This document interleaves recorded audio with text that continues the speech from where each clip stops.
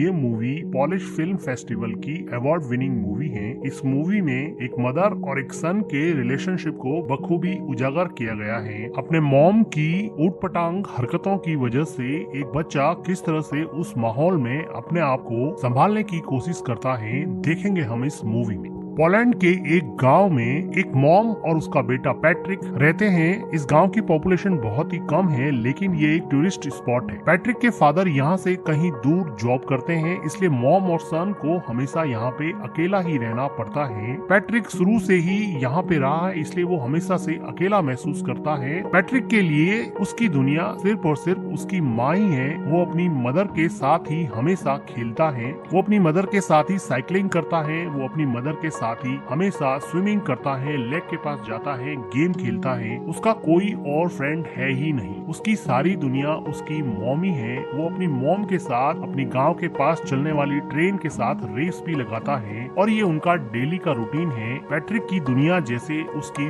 Mom ही है। Patrick की सारी दुनिया उसके मॉम के इर्द गिर्द ही घूमती है। पैट्रिक और उसकी मॉम का रिलेशन ठीक वैसा ही है जैसा हर किसी बच्चे का अपनी माँ के साथ होता है। वात्सल्य से भरा और प्यार से भरपूर इस रिलेशनशिप में किसी और की कोई जगह नहीं थी। लेकिन पैट्रिक की जिंदगी में खलबली तब मच गई जब इस गांव में आसपास के सभी लोग समर वेकेशन की वजह से अपने बच्चों को लेकर पिकनिक मनाने आने लगे और अपना समर वेकेशन व्यतीत करने के लिए यहाँ पे रुकने लगे। पैट्रिक तो किसी से भी क्लोज यहाँ पे हो ही नहीं पाया, क्योंकि वो शुरू से ही अकेला रहा था। उसको किसी से फ्रेंडशिप करने में भी बहुत प्रॉब्लम होती है। लेकिन वो देखता है कि उसकी माँ अब रात को रोज घर से बाहर जाने लगी है। पैट्रिक ने शुरुआत में इन सब चीजों से कोई रिएक्ट नहीं किया। पैट्रिक की मॉम को रोज शाम को एक कॉल आता और वो पैट्रिक को घर में अकेला छोड़ के ही चली जाती। पैट्रिक काफी देर तक इंतजार करता। कभी उसकी मॉम रात को घर लौटती नहीं थी और कभी देर रात को लौटती थी। वो थोड़ा सा टाइम पैट्रिक के साथ स्पेंड करती थी, लेकिन पैट्रिक को कल का बहाना देकर कि कल मैं तुम्हारे साथ पूरा दिन व्यतीत करूंगी और पैट्रिक को अकेला छोड़ देती। धीरे धीरे पैट्रिक अकेलेपन की वजह से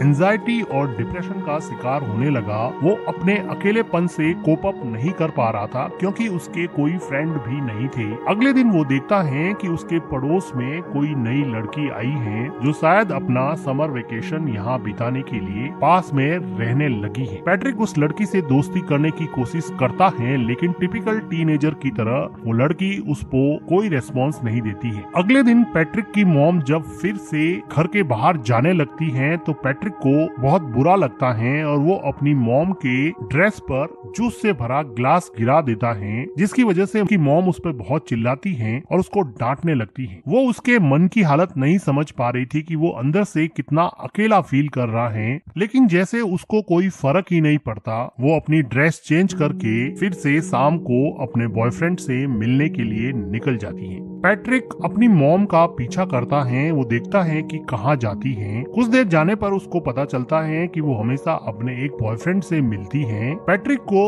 अपनी मॉम के पीछे जाते समय एक हिरन का बच्चा दिखता है जो अकेला सड़क पर घूम रहा था।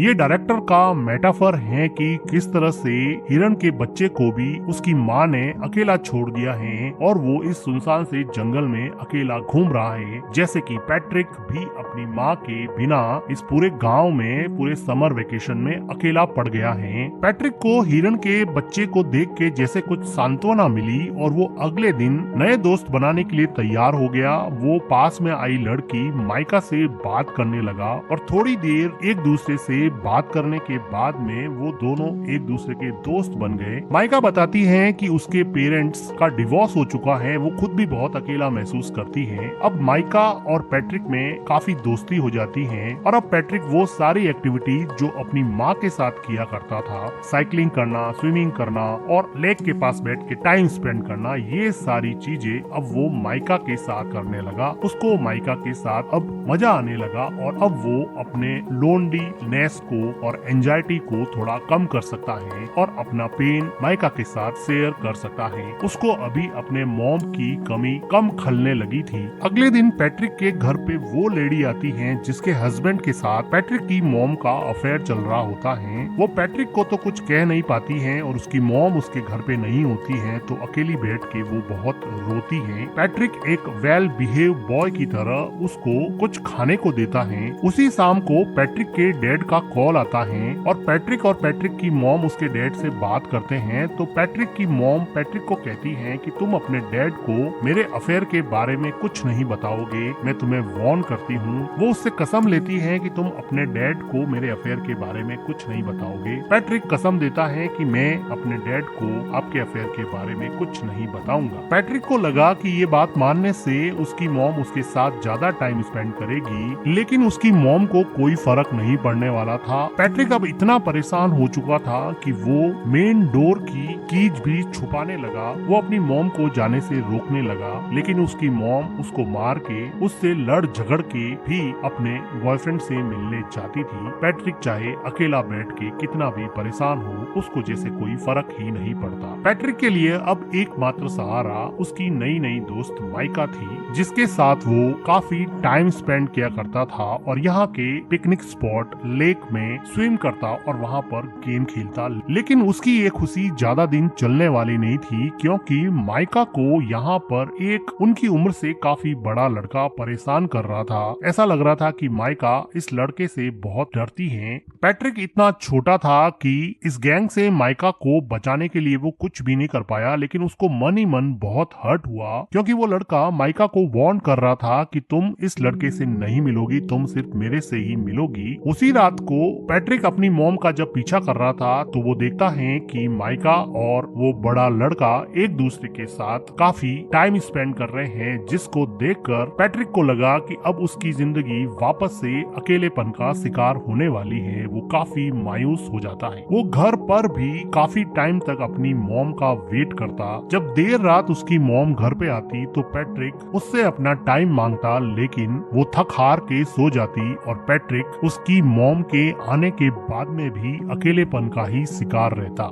अगले दिन सुबह पैट्रिक को माइका मिलती है और वो माइका को पूछता है कि क्या उस लड़के ने तुम्हारे साथ कोई जबरदस्ती की थी। तो माइका जैसे डर गई हो और वो डर के मारे वहाँ से भाग के घर में चली जाती है। पैट्रिक उसको जाके पूछता है कि हुआ क्या, मुझे ये तो बताओ। वो बिना कुछ बोले ही रोने लग जाती है। पैट्रिक को ऐसा लगता है कि उसके साथ जबरदस्ती की गई है। वो दौड़ के जाता है और उन लड़कों के ग्रुप में उस लड़के पे अटैक करता है, लेकिन एक छोटा बच्चा उससे कैसे लड़ेगा और वो बड़ा लड़का पैट्रिक को ओवर पावर कर देता है और पैट्रिक यहाँ पे कुछ नहीं कर पाता। थोड़ी देर बाद में माइका वापस पैट्रिक के पास आती है और उसको समझाने की कोशिश करती है कि हम दोनों अच्छे दोस्त बन सकते हैं, तुम इतना हर्ट क्यों हो गए हो। लेकिन पैट्रिक को डीप डाउन कहीं पे हर्ट हो गया था। वो वापस से माइका से बात ही नहीं करना चाहता था, क्योंकि वो ऑलरेडी अपनी मॉम से बहुत ज्यादा हर्ट था और जब माइका ने भी उसे हर्ट किया तो वो इमोशनली वायलेंट हो गया और वो अपने इमोशन को कंट्रोल नहीं कर पा रहा था। अपने गुस्से को, अपने फ्रस्ट्रेशन को माइका के ऊपर निकाल दिया और माइका को